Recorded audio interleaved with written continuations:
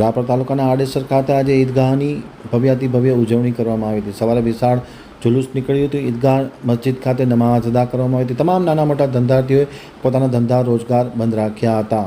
કોતવાલનો એક વિસ્તૃત અહેવાલ। રાપર તાલુકાના સૌથી મોટા ગણાતા આડેસર મુકામે આજે જશ્ન ઈદે મિલાદુન્નબીનું જુલુસ કાઢવામાં આવ્યું હતું। મોટી સંખ્યામાં લોકો ઉપસ્થિત થયા હતા અને આ જુલુસમાં જોડાયા હતા। સૌથી મહત્વની વાત એ હતી કે આજે આ જુલુસમાં કોમી એકતાના દર્શન થયા હતા। સમગ્ર આડેસર ગામના તમામ નાના મોટા વેપારીઓ પોતાના ધંધા રોજગાર સ્વેચ્છાએ બંધ રાખી અને આ ઈદની સૌને શુભકામના પાઠવવામાં આવી હતી અને આ એકતાની મિસાલ કાયમ બની રહે તે પ્રકારની પ્રાર્થના પણ કરવામાં આવી હતી।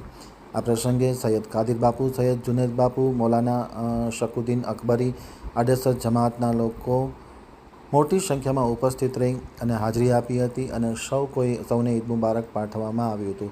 સવારે વાજતે ગાજતે ઈદનું જુલુસ કાઢવામાં આવ્યું હતું। ત્યારબાદ ઈદગાહ મસ્જિદ ખાતે નમાઝ અદા કરવામાં આવી હતી। નમાઝ પરિપૂર્ણ થયા બાદ તમામ લોકો એકબીજાને ગળે લગાડી ઈદ મુબારક પાઠવવામાં આવ્યો હતો। ઠેર ઠેર જુલુસનું સ્વાગત કરવામાં આવ્યું હતું। ખાસ કરીને વેપારીઓએ પણ પોતાના ધંધા રોજગાર બંધ રાખી અને ઈદના તહેવાર નિમિત્તે મુસ્લિમોને સહયોગ કર્યો હતો। કોમી એકતાના દ્રશ્યો સર્જાયા હતા અને કોમી એકતાની મિસાલ બરકરાર રહે તે પ્રકારનું વાતાવરણ આડેસરમાં પ્રસ્થાપિત કરવામાં આવ્યું હતું। કોઈપણ પ્રકારનો અનિચ્છનીય બનાવ ન બને તે માટે પોલીસ દ્વારા ચુસ્ત બંદોબસ્ત।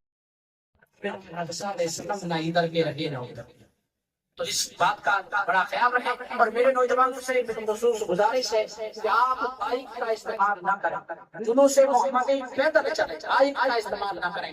बाइक अगर आप लाए हैं तो यही रख दें, जुलूस पूरा हो जाए वापसी यहाँ आकर अपनी बाइक को लेकर जाएं।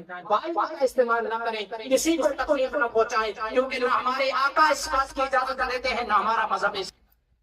अदब के साथ चलेंगे इंशाअल्लाह। आप नाश्ता कर लें, नाश्ता करके इंशाअल्लाह हमारा जुलूस आगे बढ़ेगा।